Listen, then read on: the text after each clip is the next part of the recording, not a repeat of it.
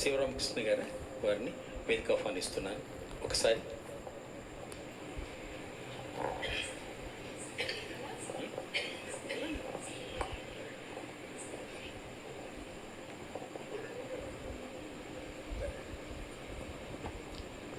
అందరికీ నమస్కారం. ఇవాళ వెంకటేశ్వర గారి ప్రోగ్రామ్ని నేను నిజం చెప్పాలంటే ఒక అరగంట కూర్చొని వేరే ప్రోగ్రామ్ ఉంది వెళ్దాం అనుకున్నాను.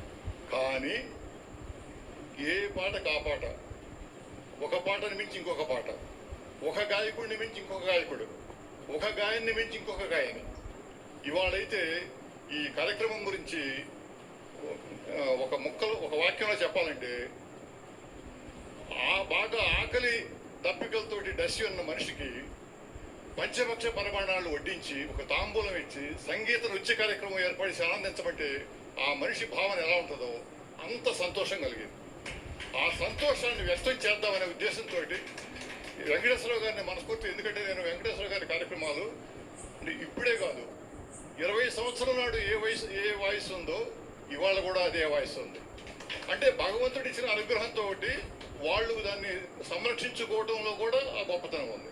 అట్లనే అఖిల గారి గురించి చెప్పాలంటే, పుస్తకం చూడకుండా పాటలు పాడే మనిషి. అంటే ఆవిడకి ఏకాగ్రత ఎంత ఏకాగ్రత ఉంటుందో ప్రతి పాటలో వైవిధ్యం అలానే ఉంటుంది, ఆమె ఆ సంగీత జ్ఞానం కూడా అలా ఉంటుంది. అందుకని నేను అఖిల గారిని చాలా ఎక్కువగా అభిమానిస్తుంటాను, వారితో కూడా చెప్తుంటాను అదే మాట. నాకు ఈ అవకాశం కల్పించిన మీ అందరూ కూడా ప్రత్యేక ధన్యవాదాలు. అందరూ గాయకులను కూడా మనస్ఫూర్తిగా అభినందిస్తున్నాను.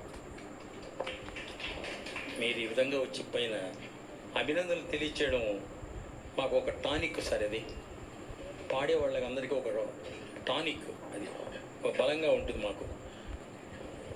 మీ అభినందనలు, మీ బ్లెస్సింగ్స్ కానీ, మీ తర్వాత మీ విషెస్ కానీ అవన్నీ మా అందరికీ అలా చాలా మంది ఉన్నారు. అలా ఉంది, చాలా చక్కటి అభిమానులు వచ్చి కార్యక్రమం అంతా చూసి అసలు చివరి కూర్చుని వెళ్ళిపోతూ ఉంటారు.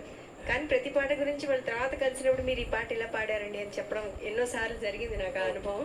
అలా శివరామకృష్ణ గారు కూడా అభిమానిస్తున్నారంటే థ్యాంక్ గాడ్. ఎందుకంటే మేము ఇంకా వాళ్ళ అభిమానాన్ని అలా సంపాదించుకునే అదృష్టాన్ని, వరాన్ని ఆ భగవంతుడు మాకు ఇచ్చాడని కృతజ్ఞతలు తెలియజేసుకుంటున్నాం. సో